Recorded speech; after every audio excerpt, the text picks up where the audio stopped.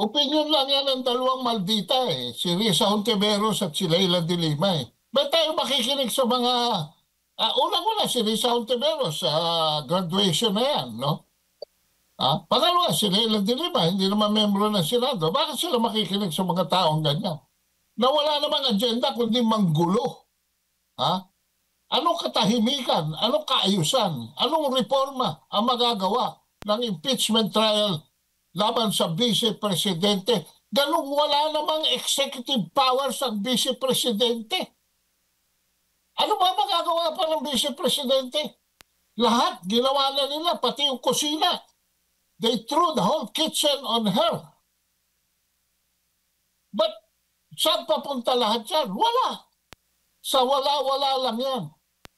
So, bakit tayo makikinig sa mga malditang posturing ng mga taong discarded na sa Senado and wala naman sa Senado?